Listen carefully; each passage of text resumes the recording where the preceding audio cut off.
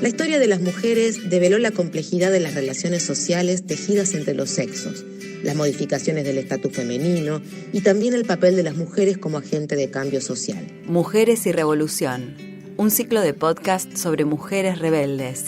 Papeles, cartas personales, colecciones de fotografías, diarios íntimos, memorias, libretas domésticas, son algunas de las fuentes que revelan diferentes vertientes de la experiencia histórica femenina, ya sea de manera abierta, intencional o también en forma fragmentada o velada. Un intento de mirar la historia a contrapelo y recuperar la vida de aquellas mujeres cercanas al universo político y afectivo de Ernesto Che Guevara. A pesar de las décadas de desarrollo que ya tiene la historia de las mujeres, numerosas fuentes esperan ser descubiertas, interrogadas y también interpretadas. Una apuesta a recorrer, a través de huellas e indicios, una constelación vital de trayectorias, afectos, luchas y olvidos.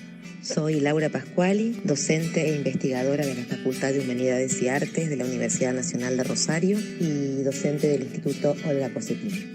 Hoy te presentamos la historia de Beatriz Guevara Lynch, tía y confidente. La carta, ya con un color amarillento, está fechada el día 27 de noviembre de 1936 y presenta una caligrafía infantil, tachaduras y un interminable remolino de tinta al final que parecería ser un ensayo de firma. Es una comunicación breve y certera. Querida Beatriz, recibí tu carta. Ya llegaron los libros de Salagari y los de Vigil. Mándame los otros 4 libros de la colección. Muchos cariños a abuelita y muchos recuerdos para vos. La firma Ernestito, de 8 años. Va dirigida a Beatriz Eladia Guevara Lynch, la tía Beatriz. ¿Se puede atravesar la opacidad de la historia a través del intercambio epistolar? ¿Qué huellas dejan las cartas de las personas queridas? ¿Qué huellas dejan los libros? ¿Qué pueden la memoria y el recuerdo? ¿Cómo nos puede cambiar la vida una tía? Desde muy pequeño, Ernesto Guevara, el Che, construyó una estrecha relación con su tía Beatriz, una de las hermanas de su padre, Ernesto Guevara Lynch. En el libro titulado Mi hijo el Che, el mismo Guevara Lynch describe algunas anécdotas de la relación. Beatriz, mi hermana, no se casó nunca, y al no tener hijos, se constituyó en algo así como el guardián perenne de toda la familia. Pero sobre quien volcaba por entero todo su cariño era sobre Ernesto, quien le pagaba con la misma moneda. Para ella, el pequeño Ernesto fue como un hijo o como un nieto. Enternecía verlos juntos, ella cuidando siempre de él y él preocupándose por su tía. Ernestito y Beatriz se mandaban cartas. Estas cartas nos abren algunas puertas para comprender mejor la época, no solo a los personajes que la componen, sino también su manera de ver el mundo y de narrarlo, su forma de vincularse y el devenir de su contexto. Las temáticas que forman parte de estos archivos personales, que versan entre los viajes, las aventuras, la literatura y las variaciones de las posiciones políticas del paso de Ernesto al Che, hacen que la tía se construya como un sujeto confidente en estos aspectos y en muchos más. Hubo una época de un fuerte intercambio corporal, con unas demoras, con una modulación del tiempo y de los espacios también, que producían un sentido fuertemente inquietante para la subjetividad. Soy Sandra Valdetaro, docente e investigadora de la Universidad Nacional de Rosario. Dirijo el doctorado en Comunicación Social, la maestría en Estudios Culturales y la especialización en Gestión Cultural, el Centro de Investigaciones en Mediatizaciones y una colección de ensayos académicos sobre cultura, lenguaje y comunicación de UNR Editora. Todo en la Universidad Nacional de Rosario, en Argentina. Eran las épocas previas a la digitalización, cuando el espíritu quedaba en espera de esa carta manuscrita que develaba la arqueología de un vínculo, de una relación y las sensibilidades se encontraban como abismadas, como en una especie de escenario, digamos, de inquietud del alma que de alguna manera producía una experiencia muy particular con el deseo que hoy se encuentra interrumpida, interrogada por las velocidades a las que nos acostumbró la digitalización. El asma que sufría fue para Beatriz una verdadera obsesión. Cuando vivíamos en Altagracia, nos indicaba en sus continuas cartas los medicamentos nuevos o nos mandaba artículos escritos por médicos referentes a esta enfermedad. Dice Ernesto Guevara Lynch en su libro Mi hijo el Che. Tía y sobrino supieron construir una relación epistolar que continuó ininterrumpidamente durante toda la vida de Ernesto. Mi hermana Beatriz guarda con todo celo las cartas que recibió de Ernesto, que eran muchas, porque las recibió durante más de 35 años. Él comenzó a escribirle cuando tenía 4 años. Su madre le llevaba la mano. Su correspondencia con Beatriz siguió siendo constante y nutrida durante muchos años. Ella jamás dejó de contestar una carta y le daba noticias de toda nuestra familia. Ernesto nos escribía muchas veces a Celia o a mí, diciéndonos: sé por Beatriz tal o cual otra cosa. 8 de octubre de 1937. Querida Beatriz, yo estoy bien y me levanté de la cama. Acá hacen unos días muy lindos. Si tenés plata, no te olvides de comprarme el libro de Humberto Nobile, El Italia al Polo Norte. Recibe muchos besos de Ernestito. Beatriz Guevara Lynch nació en 1889. Fue hija de Roberto Guevara Castro y Ana Isabel Lynch Ortiz. Vivió casi toda su vida en la ciudad de Buenos Aires, acompañando a su madre, y era una voraz lectora, sobre todo de literatura. Junto a Celia de la Serna, la mamá del Che, fue el nexo familiar del pequeño Ernesto con la lectura. En el archivo fotográfico del Centro de Estudios Latinoamericanos Ernesto Che Guevara de la ciudad de Rosario, encontramos, en uno de sus ficheros, el siguiente texto. Una foto en blanco y negro que nos muestra un paisaje de época. Registro número 52. Fecha 1939. Lugar Altagracia, provincia de Córdoba, Argentina. Autor Archivo fotográfico Ernesto Guevara Lynch. Soporte papel. Descripción: Casa Fuentes Podal. La visita más esperada. La casa de Altagracia se perfila en el fondo fotográfico como una casa solariega. En la imagen, 4 adultos y 3 niños visten ropas sobrias y se perciben tonalidades oscuras, grises, negros, marrones. En el centro, un niño de 11 años mira fijo a la lente con el ceño torcido y la mano en el bolsillo. Es Ernestito. A su espalda, una mujer parece estar cuidándolo. Es esbelta y delgada, tiene un suéter con delicadas rayas de cuyo cuello se asoma una camisa blanca, peinado de raya al medio. No mira a la cámara, sino a su perfil derecho, como en las antiguas fotos del Documento Nacional de Identidad. Se llama Beatriz Guevara Lynch y en ese momento tiene 50 años.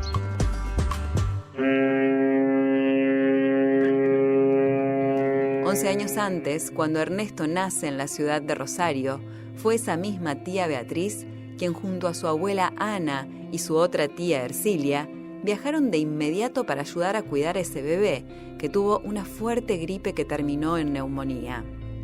Y ese cuidado continuaría desde la distancia hasta el final de los días del Che. Hola, soy la tía Beatriz. Yo lo adoro, Ernestito, pero no discutimos de ideología. Tengo una hemeroteca con todas las noticias que salen sobre lo que está haciendo. Dicen que Ernesto es comunista. Pero ¿cómo va a ser comunista si es tan bueno? Ernesto le puso a su primera hija, Hilda Beatriz, en honor a su tía. Al respecto, Celia de la Serna, madre del Che, afirmó: Beatriz no tuvo hijos, pero quiso como una madre a sus sobrinos. Ernestito siempre fue la luz de sus ojos. Beatriz, la preferida. Una carta a su tía, enviada desde Altagracia cuando tenía apenas 4 años, es uno de los primeros testimonios manuscritos de Ernesto. Soy Darío Fuentes, director de la Pastera Museo del Che, uno de los espacios de homenaje en la Argentina, que queda en la localidad de San Martín de los Andes, y soy autor del libro Mundo Che. Beatriz sabía disparar con armas de fuego, y cuando escuchaba de noche un ruido que le preocupaba, las usaba para asustar hasta el más mal. Paraba de uno de los ventanales y, sin importarle demasiado, atravesaba el mosquitero que las protegía. Cansados de tener que reponerlo, decidieron hacerle una especie de ventanita que le permitía disparar tranquila, sin tener que agujerearlo. Ernesto siempre mantuvo contacto epistolar con su tía. Mi muy querida y siempre adorada y nunca bien ponderada tía.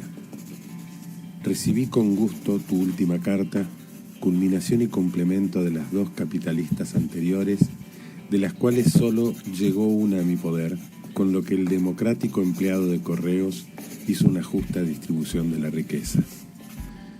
De todo este plan hay 2 cosas sumamente cambiantes que pueden enderezarlas para uno u otro lado. Y la primera es el dinero, que para mí no tiene una importancia fundamental, pero hace abreviar estadías o modificar itinerarios. La segunda y la más importante es la situación política. Mi posición no es de ninguna manera la de un diletante, hablador y nada más. He tomado posición decidida con el gobierno de Guatemala. Me imagino todo lo que dirás y comentarás, pero no te podés quejar de que no hable claro. Un abrazo de acero de tu proletario sobrino.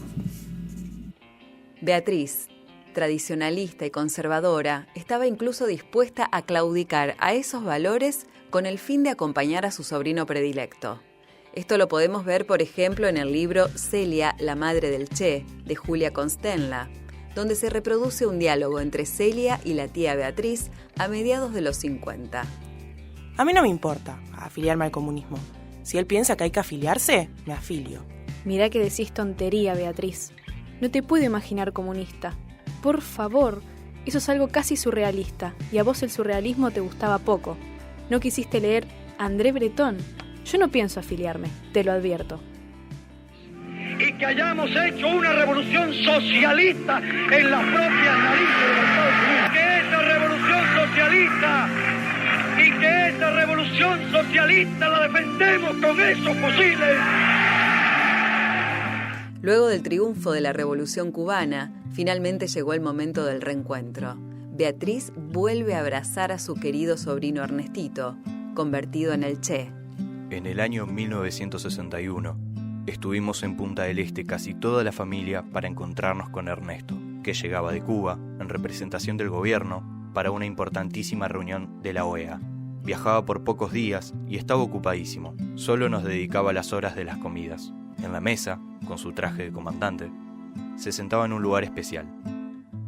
De un lado estaba su madre y del otro su tía Beatriz. Continuamente tenía puesta una de sus manos sobre los hombros de una u otra. Beatriz no se cambiaba por nadie. Ernesto nunca dejó de escribirle a Beatriz. Aquí una carta enviada el 8 de marzo de 1965, desde Egipto. Te manda un recuerdo este poeta que no hace poesía y se ha convertido en un digno burócrata de panza respetable y hábitos tan sedentarios que marcha lleno de añoranzas de pantuflas y críos, con la correspondiente fábrica, claro está. Un abrazo grande y recuerdo a las Ercilias y quizás al Ercilito del antiguo. Tete. Para el mundo fue conocido como el Che, pero el primer apodo se lo puso su tía Beatriz, en ese acto de ternura que es nombrar y renombrar las afectividades. Su tía Ercilia, hermana de Beatriz, comentó: En las cartas Ernestito firmaba Tete porque cuando era chiquito a mi hermana Beatriz se le ocurrió llamarlo así. Y después todos le decíamos Tete. Él nos decía a mi hija y a mí las Ercilias, porque las dos nos llamamos igual. La tía Beatriz estuvo en Punta del Este acompañando al Che. El comandante Ernesto Che Guevara informa al pueblo sobre la participación de Cuba en la Conferencia Económica de Punta del Este, Uruguay. El comandante Guevara da a conocer 2 documentos secretos norteamericanos insultantes para nuestros pueblos. Al final, Cuba no firma el Acta de Punta del Este. Cuba no puede firmar un documento que burla las aspiraciones de los pueblos hambreados del continente. ¿Hasta dónde puede una tía seguir las aventuras de su sobrino? No solo acompañó la formación literaria o aspectos ligados con los viajes y salud del Che. Con ella, quizás como con nadie, salvo su madre, compartía aquello que estaba naciendo en su interior, su perspectiva latinoamericanista y revolucionaria. San José de Costa Rica, 10 de diciembre de 1953. Tía mía. Mi vida ha sido un mar de encontradas resoluciones hasta que abandoné valientemente mi equipaje. Y mochila al hombro, emprendí con el compañero García el sinuoso camino que acá nos condujo. En el paso tuve la oportunidad de pasar por los dominios de la United Fruit, convenciéndome una vez más de lo terrible que son esos pulpos capitalistas. He jurado ante una estampa del viejo y llorado camarada Stalin no descansar hasta ver aniquilados estos pulpos capitalistas. En Guatemala me perfeccionaré y lograré lo que me falta para ser un revolucionario auténtico. Informo que además de médico, soy periodista y conferenciante, cosas que me darán, aunque pocos, $. Junto con tus aditamentos, te abraza, te besa y te quiere tu sobrino, el de la salud de hierro, el estómago vacío y la luciente fe en el porvenir socialista. Chau, Chancho. Convocará al pueblo el próximo miércoles 18 de octubre a las 8 de la noche para efectuar una velada solemne en la Plaza de la Revolución a fin de rendir tributo al inolvidable y heroico luchador caído en combate. Patria o muerte, venceremos. Ya no llegarían cartas de lugares remotos, ya no viajarían sueños de tinta y papel desde Cuba, el Congo o Bolivia. Un 8 de octubre de 1967, el Che era asesinado. Cuando lo mataron, nos enteramos por la radio. Vivíamos en una casa de la calle Uriburu y Arenales. Estábamos todos juntos cuando escuchamos la noticia. Nos encontrábamos en el comedor. Nunca me voy a olvidar. Beatriz, mi hermana, estaba muy enferma, tanto que no leímos la noticia. Le ocultamos todo como 10 días. Ella estaba con bronconeumonía, hasta que se repuso y mejoró. Entonces se lo dijimos. Había que ver su dolor profundo. Fue terrible para todos, pero especialmente para ella.